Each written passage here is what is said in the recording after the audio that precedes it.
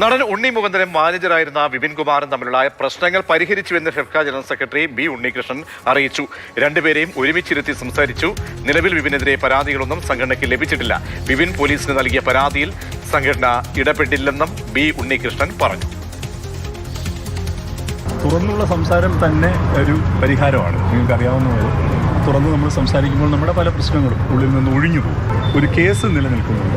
അപ്പോൾ ഞങ്ങൾ അതിനെക്കുറിച്ച് അന്വേഷിച്ചപ്പോൾ പോലീസിൻ്റെ ഭാഗത്ത് നിന്ന് കിട്ടിയത് അതിപ്പോൾ ഒരു സ്വാഭാവികമായിട്ട് അതിനൊരു പരിഹാരം ഉണ്ടാവണമെങ്കിൽ കോഷ് ചെയ്ത് പോകണമെങ്കിൽ പോലും കോടതിയിൽ എത്തണം. അപ്പോൾ അതിനെ ഞങ്ങൾ അതിൻ്റെ വഴിക്ക് വിടുന്നു.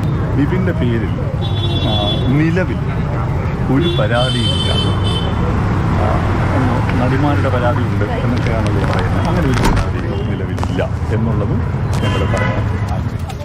സ്നേഹമോൾ നൈനാൻ ചേരുന്നുണ്ട്. സ്നേഹം, മഞ്ഞുരുകിയത് എങ്ങനെയാണ്?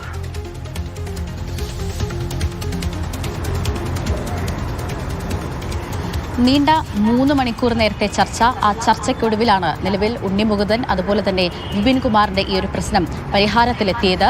അമ്മ അതുപോലെ തന്നെ ഫെഫ്ക സംഘടനകളുടെ ഭാരവാഹികൾ ഒത്തുചേർന്നായിരുന്നു ഈ ഇരുവരെയും തന്നെ ഈ പ്രശ്ന പരിഹാരത്തിനായി വിളിച്ചിരുന്നത്. ഏകദേശം 4 മണിയോടുകൂടി ആരംഭിച്ച ചർച്ചയായിരുന്നു. ഏറ്റവും ആദ്യം ഉണ്ണി മുകുന്ദൻ എത്തിയിരുന്നു. തുടർന്ന് വിപിൻ കുമാറും മറ്റ് ഇരു സംഘടനകളുടെ ഭാരവാഹികളും എത്തി. ഇരുവരെയും ഒരുമിച്ചിരുത്തി അടക്കം സംസാരിച്ചു. ഇതിലാണ് ഇതിനൊരു പരിഹാരം ഉണ്ടായിരിക്കുന്നത് എന്ന് FEFKA general secretary B Unnikrishnan മാധ്യമങ്ങളോട് ഈ ചർച്ചയ്ക്ക് ശേഷം പ്രതികരിച്ചത്. ഇരുവരെയും ഒന്നിച്ചിരുത്തി തന്നെ സംസാരിച്ചിരുന്നു. ഈ സുഹൃത്തുക്കൾക്കിടയിൽ ഉണ്ടാവുന്ന സാധാരണഗതിയിലുള്ള പ്രശ്നം തന്നെയാണ് ഇരുവർക്കിടയിലും ഉണ്ടായത്.